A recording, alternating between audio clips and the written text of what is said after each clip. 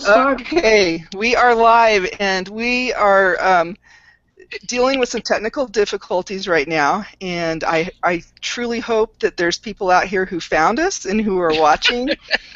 And if you are, thank you so much for being diligent and following all my links and Twitters. And if you're not, this is being taped, and so we'll post it later.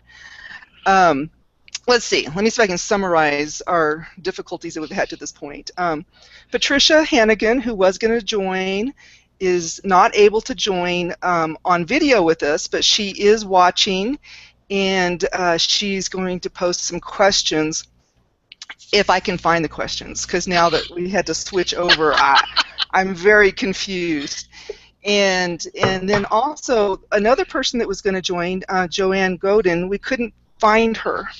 And so hopefully she'll be available next time we do a Hangout, and we'll make sure that we get her on.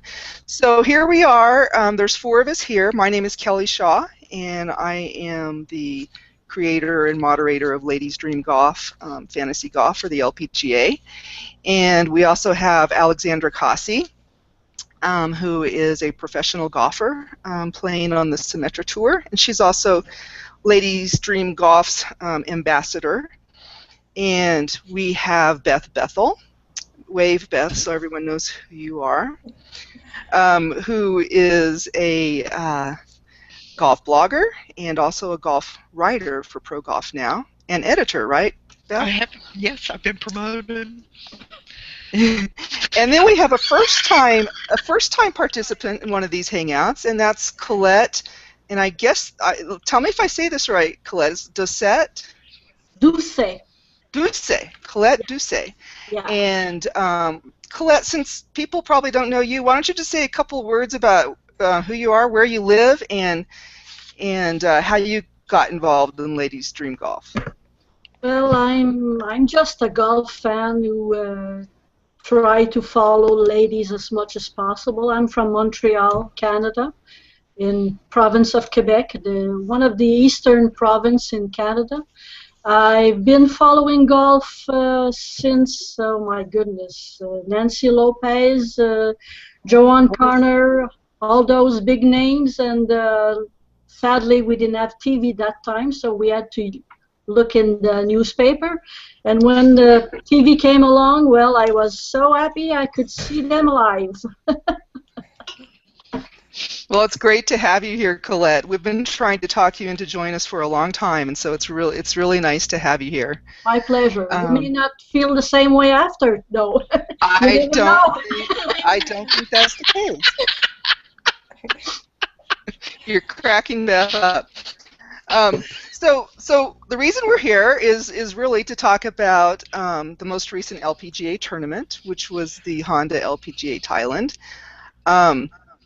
I'm always a little bit out of sorts whenever they're playing on the other side of the world, because I don't get to watch live, and I tape it, and then I don't end up watching as much because I'm trying to watch it while I'm doing other things.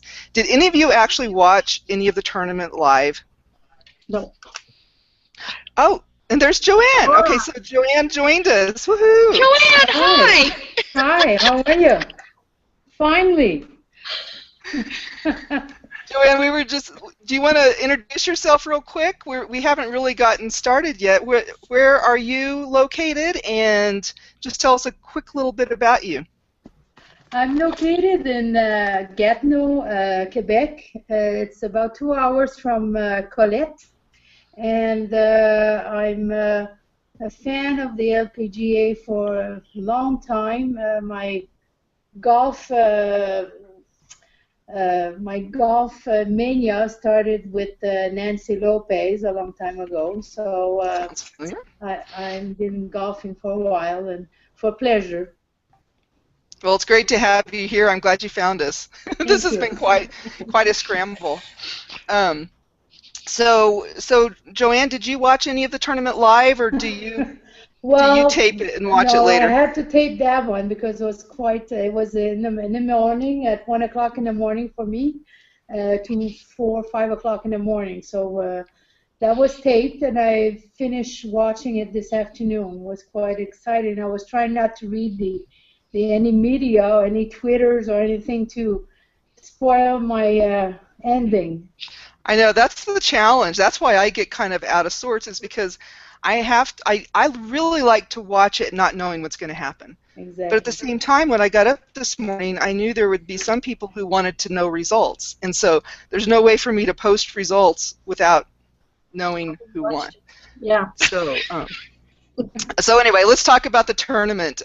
Hey Beth, let's start with you. What are your top highlights from this tournament? Well, I think let me do three.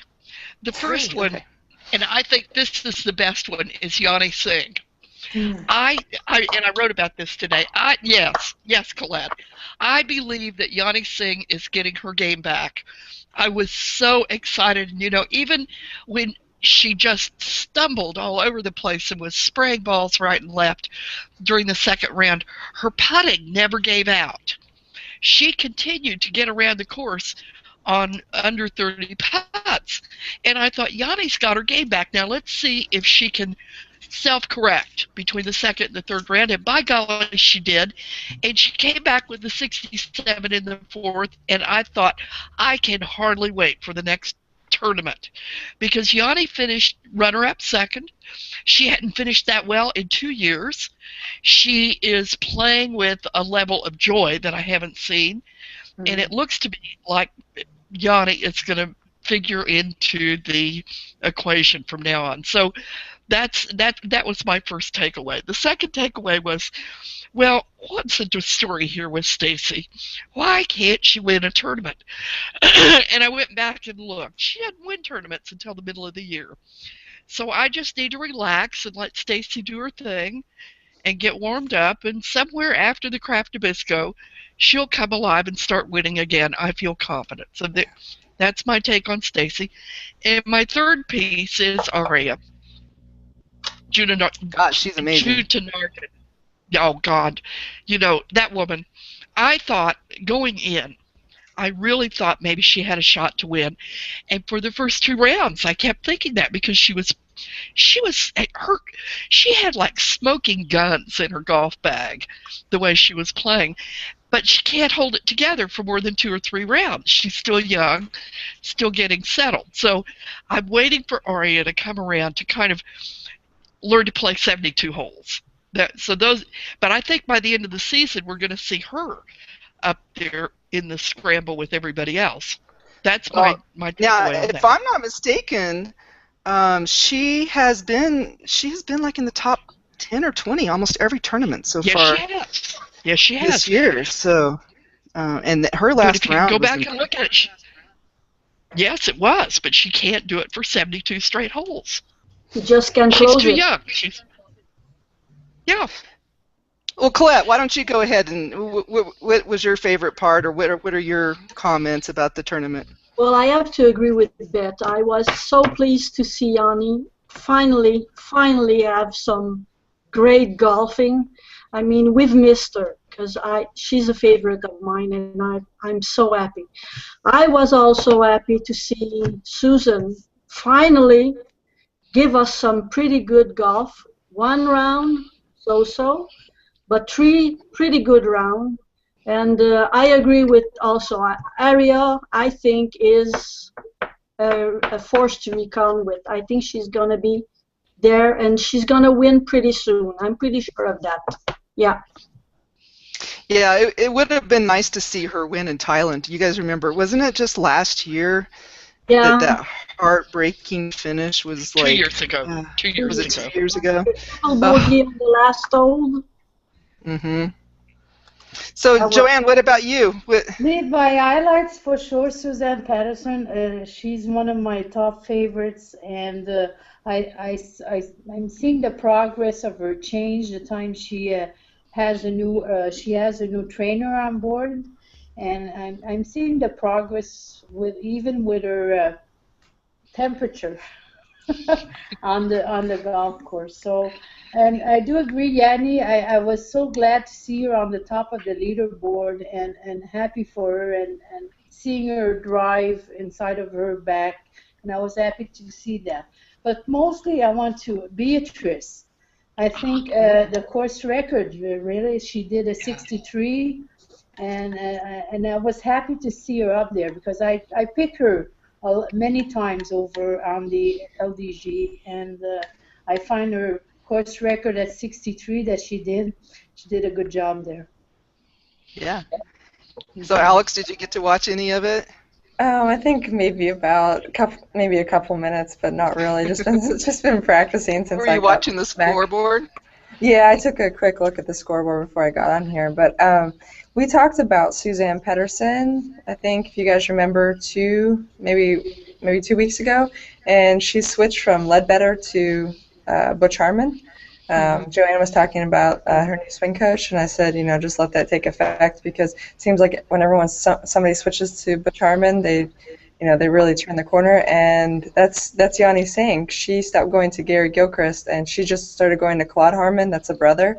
So I think that's why she's on the right track. I mean, I don't like to talk about coaches, but it seems like everybody that goes to Gary Gilchrist, they're good at, everything's good at first, and then something goes sour. So I'm glad she switched, because I think everyone just wants to see that great golf. And I liked her ponytail, too. I noticed she had a ponytail now. Yeah, her hair's grown out a little bit. Yeah. So I'll throw in a couple of I just picked some kind of maybe unusual things that I picked out that I thought was really cool. And one was Jenny Shin. She is so much fun to watch. And I have to say, Alex, she reminds me of you, because she's like, she gets herself in these, she can just save par in these tough situations. And I was just enjoying watching her. She was scrambling really well, and I like her swing, and there was just a lot of things about her that I liked a lot. The other thing was Sandra Gao, her putting. Did you guys notice her putting? Yeah. Like, all these people are like, they're talking about how slopey the greens are and all this, and all these people are having, and she was just like hammering her putts in. Like, if she had missed them, they would have gone 2 miles past, but I thought she was really impressive. So those are the two players I really enjoyed watching during this tournament. So I always love to watch Sandra Gao, because she reminds me of a ballet dancer when she plays golf. Really? She's so graceful, and she's so long, and she's just gorgeous. So she's one of my favorite visuals. Yeah, she got those long legs. Yeah. So I forgot to mention this at the beginning, so let me just throw this out really quickly. Our sponsor this week was Erin Baker's Wholesome. Oh gosh, help me, Alex. Erin Baker's granola or whatever. I don't really think there's a title. And so that we had fun with her as a sponsor. I want to thank Nicole Nelson, who I worked with on that. And our winner was Gal Calloway, who has been playing, I think, for at least a year, Ladies Dream Golf, and this is her first win. So congratulations to her. And next week we have a new sponsor. It's Photo Ball Marker. Have you guys heard of that guy, of that outfit? It's so cool. I've been working with Ken Barley on that, and he's actually playing. He's playing the game. And the winner next week is going to get to make their own photo ball markers, a set of 5, using your own photos, which I think might be scary. Cool. Why is that scary? I don't know. Someone wants to see my face, then let's go. Well, Colette, do you have any pets? What? Do you have any pets? No, I don't have any pets. Because I was going to say, a dog or a cat would be good on a ball marker. The only face I have is this one. So I want to move on here in a minute and talk about the little adventure that Alex and I had last weekend for her first tournament. But do you guys have anything else you want to talk about what's going on in the LPGA or the LPGA Thailand tournament? I think we want to know what Alex is living. Yeah. You ready to talk about Alex? High on the board there when she was playing last weekend. So when I was listening to your Hangout last week, and you were saying that you were going to play out in Arizona. Is that it? Mm-hmm. So yeah. So I was looking at the leaderboard, and you did a good job. Thank you. Yeah, I started off, pretty good, but unfortunately I didn't follow it up. But I'm so glad I had the opportunity to go. So without Kelly, I wouldn't have been able to go in the ladies' dream golf community. So. Well, I want to just throw out a couple of little things that I observed, and then Alex, you can talk more about your experience in that tournament. But first of all, Alex didn't know until the day before she left that she was actually going to be going, because it was just kind of topsy-turvy with a sponsor that she was working with that she was hoping was going to help get her there. And so, I can just imagine what that would be like to show up, the day before the tournament's actually going to start and have to get yourself prepared. But that's what she did. And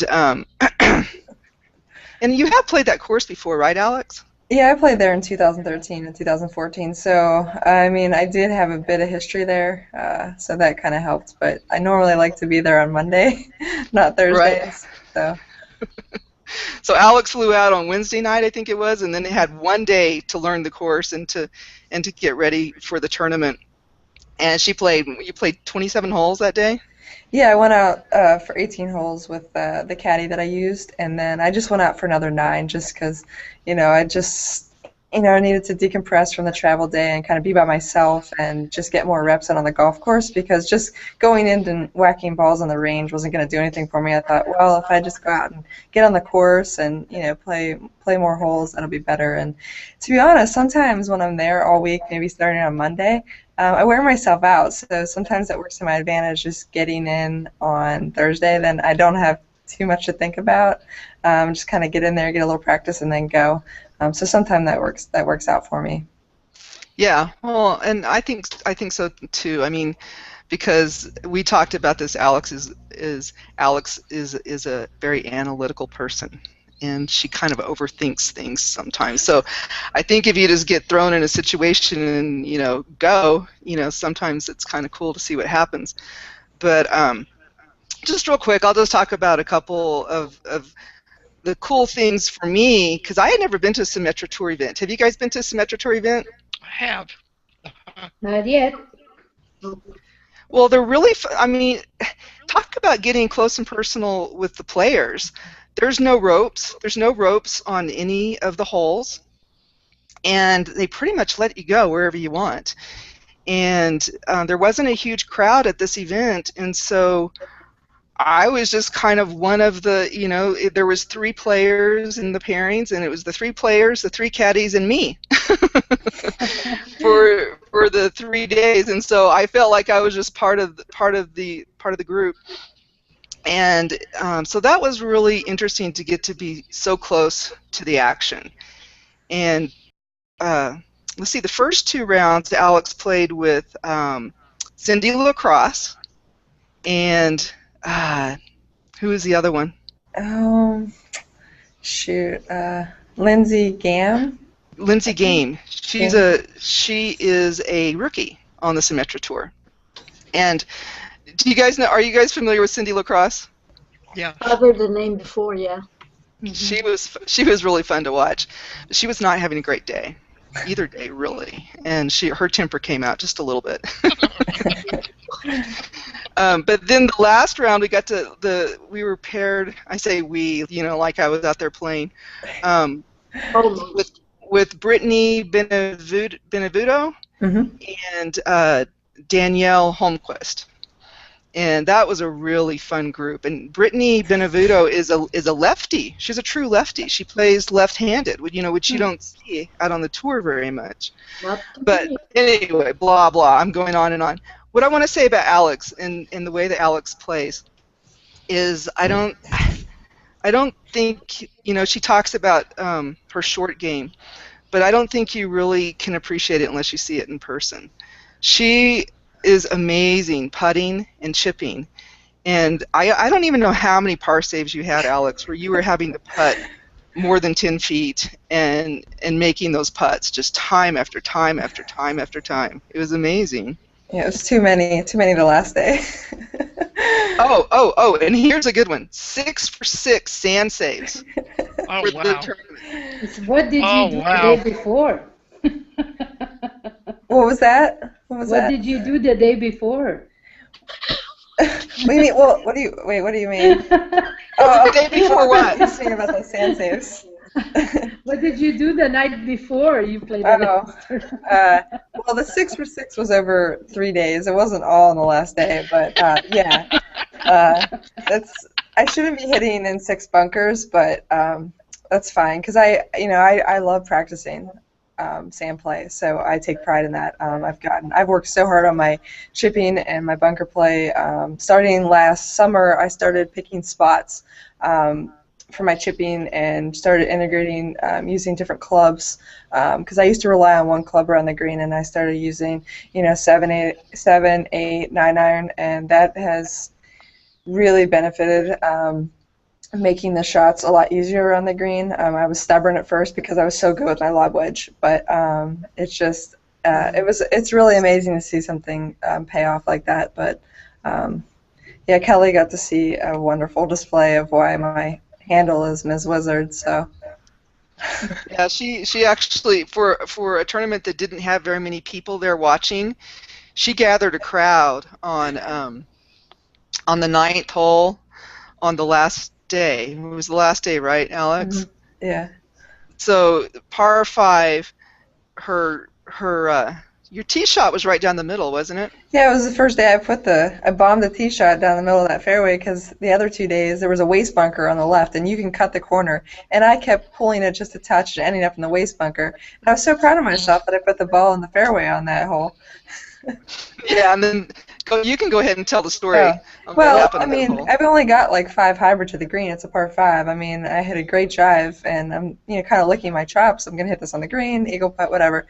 I came right out of it and hit it just like in the middle of the desert, and I'm lucky I even found it. But I went up and found it, and I had to take it unplayable, and I was the desert there is not sand. It's much different than like our waste bunkers here in Florida. It's just gravel. There's no sand. So it's kind of a strange element. You kind of have to learn, what the ball does and the club does off of that stuff.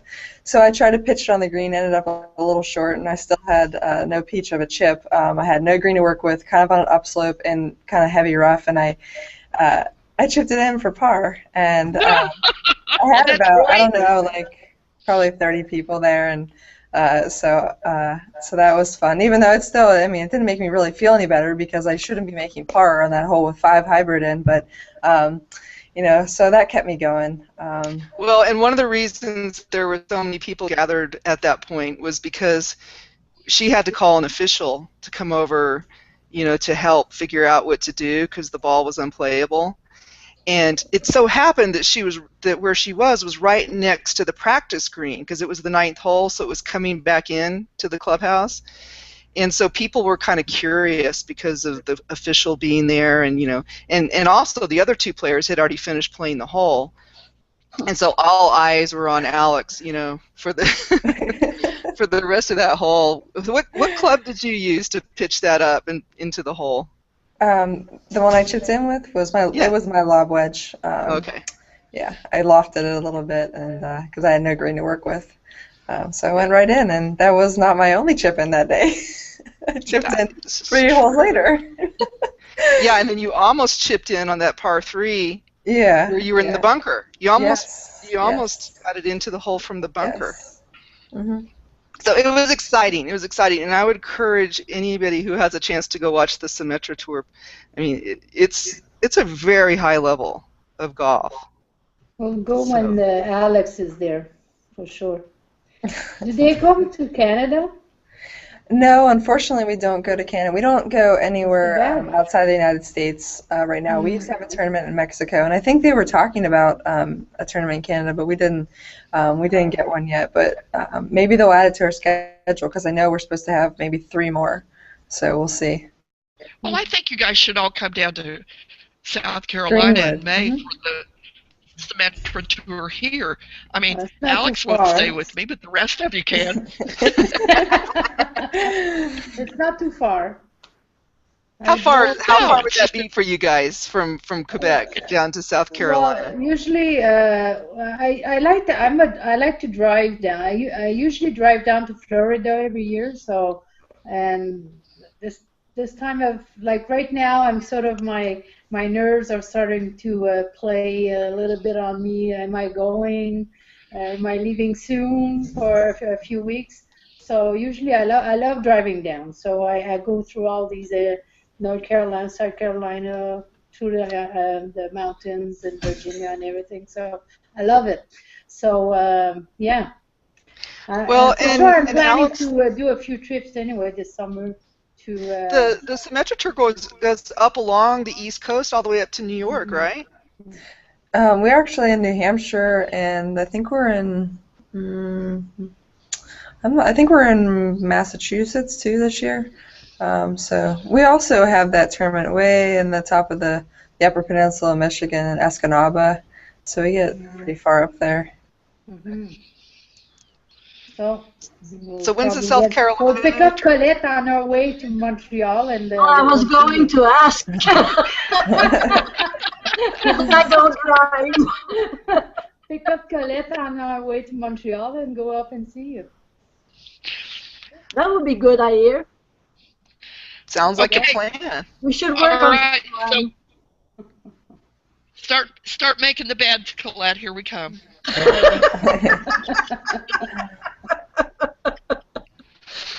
So Alex, what's next for you? I'm going to play a Suncoast event March 10th through the 13th. It's a bigger event for that tour. There's $5,000 extra in the purse. And then the Symetra Tour is playing March 27th to the 29th in Lake Wales, Florida. So just those two events in March, and then the Symetra Tour has 2 Florida events in April, and then we start working our ways up toward Beth in May, South Carolina and North Carolina. So I'm looking forward to it. Yeah. Yeah, it seems like the Symetra Tour kind of takes a while to get going. It's just...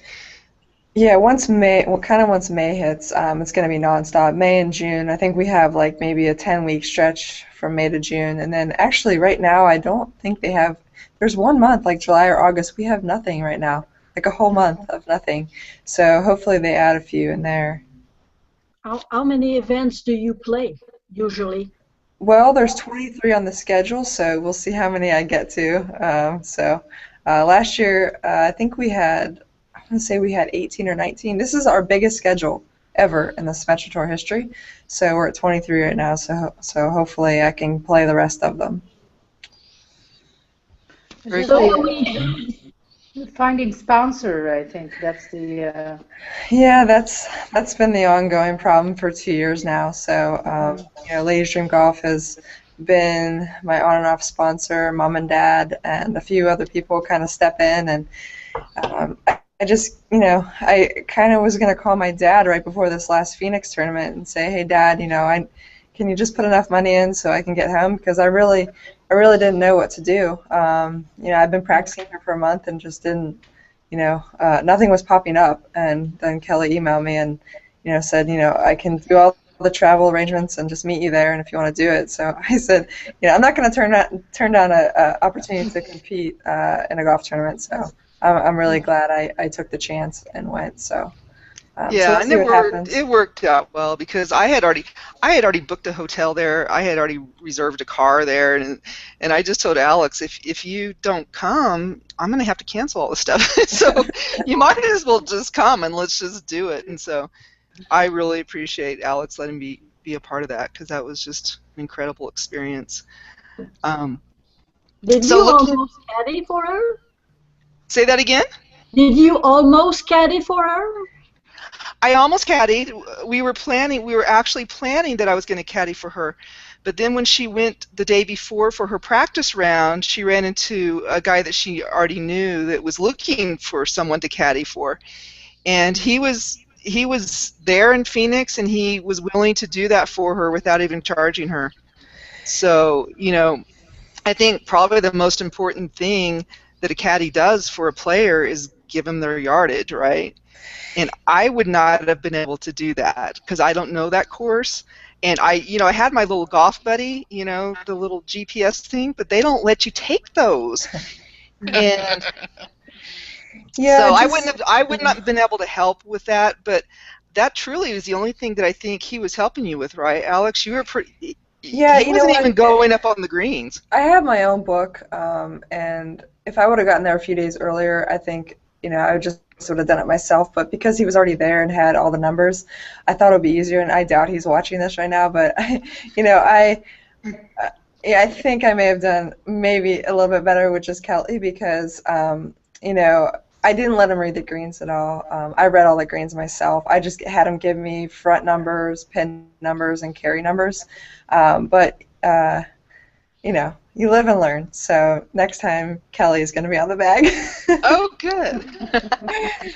But yeah, so I have to say I enjoyed her caddy. He was a really fun guy. He's a super nice guy, and he gave me hugs and everything when I was got up and down and encouragement. So that was good in that respect. But yeah, sometimes I'm just kind of a solitary person. I kind of like to think things out myself, and sometimes there's that caddy-player relationship. It's hard to find the happy medium where they're not getting too involved, but yet they're helping you make really important decisions.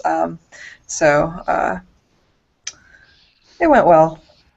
Yeah, it was. I think you made the right decision to have him caddy for you, and plus I got to take all the pictures that I took. I don't know if you guys saw the pictures that I posted. Nice one. They were lovely pictures. Nice pictures. Yeah, that was the best thing. I mean, I never get pictures of actual tournament action because no one, my boyfriend caddies, and so there's no one else there usually. And so that was very nice to have this whole album of, this memory that Kelly and I that we created. So if you guys go watch her in South Carolina or wherever you watch her, make sure you bring your camera and get some good pictures. Can I ask Alex a question? Sure. Yes. I was just wondering, what do you think about the pro who can't align themselves? They need their caddy all the time to do it. To be honest, I have had my caddy line me up on shots before, but I'd rather not do it. It kind of makes me uncomfortable. So I do not do that anymore. It really bugs me that people have their caddies line up their putts. That just seems absurd to me. I think I've heard Stacey Lewis say that, she worked really hard on her alignment, and we all do. I mean, that's one of the main fundamentals, and she thinks that they should get rid of that, the lining up, because that's, I don't know, I just don't, I think that's part of, the golf shot, and whatever's going to happen, happens. I don't think we, especially in putting, I mean, that's just over the top for me. I could never have somebody do that, so. Yeah. But at the same time, I followed Kari Webb for a round at the Women's Open last summer, and one of the things that struck me about her, I mean, I began to understand what makes her so good. As I followed her, she and her caddy work like a well-oiled team, and on the green, he didn't necessarily line her up, but they would read a putt by going to opposite sides of the green with the pin in between them, so that she was getting the benefit of his view as well as hers, and there was a lot of hand signaling that went on as they were getting that read, and sometimes they'd be in one place and then I can't talk without my hands, and then they'd shift around. And it was almost like a 3D process where they were moving around the outside of the green, the fringe of the green, checking all kinds of things, and then she would go in and line up her putt. So I think maybe that two-person operation has something to be said for it. Now, whether it's right or wrong, I mean, I hear everything you're saying. It's okay. No, it's okay to read the putt, I mean, together and collaborate on what you think the read is, but when someone's actually seen if your putter face is exactly where it's supposed to be. I think that's I mean, you either have good alignment or you don't. I don't think somebody should actually get to help you on a shot. So. Well, and you know what's kind of different about the Symetra Tour than the LPGA is you have the option to play without a caddy on the Symetra Tour. And I don't think you have that option on the LPGA, do you? No. No. So I didn't see anybody playing without a caddy there in Phoenix, but Alex was kind of considering going to the California event without a caddy. I did the Mesa tournament the first year I went out there in 2013. The first day I did hire a caddy, and then I said, you know, thanks, but no thanks. And I carried my bag the next day. And I don't mind it because, like I said, you're kind of out there by yourself, and you know you can think alone and have and no interjection. So, but yeah, it's you need to get used to working with somebody else because when you make it on the LPGA, you have to have somebody. So you might as well get used to it. On the Symetra Tour, Alex, are the players regular caddy or is just a new one every event or whatever? Some of the girls have regular caddies all year. They'll stick with the same one. Those are usually the ones that have lots of money that, because the caddy is expensive. It's anywhere from like $600 to $1,000 for a full week. And then there's girls that just kind of get local caddies. And then I know when Kim Kaufman, who's now on the LPGA, she used to carry her own bag. I think she won the California event last year. She carried her own bag. So there's all sorts of ways to get it done, depending on your finances. Yeah. Good question, Colette. So we're running almost 40 minutes, so we probably need to wrap this up. Do you guys have any more questions for Alex? Not just this week. Hope to see you play one day. Oh yes, I'm gonna make it. I know hopefully you it's this year. Yep. I know you will. All right. Well, so next week we have the HSBC Women's Champions in Singapore. So one more event in Asia, and then, phew, they're coming back. I hate to be that way, but it just throws me off to something terrible when they're in Asia. And Beth, one of your favorite moments of the LPGA last year happened in Singapore. Remember last year? Oh, do you remember what happened? Yeah, the great putt. The great putt from Paula to win the event. So, what do you think? Is she gonna repeat? Well, if she doesn't, I'll relink it to one of my posts just so I can watch it again.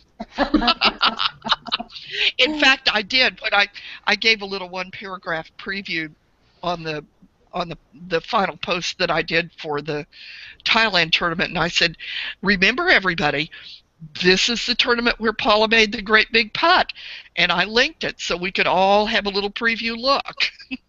Yeah, for you, I love that. I love that.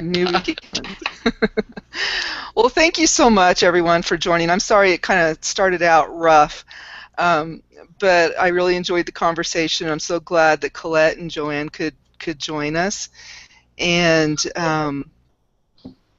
thank you, Alec, for joining us. And as always, Beth, you are such a welcome addition to these Hangouts. So. With that, I'm going to say good night, and we'll see you guys really soon out there.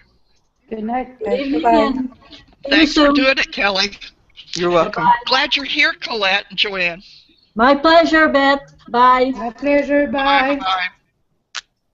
Bye-bye. Bye.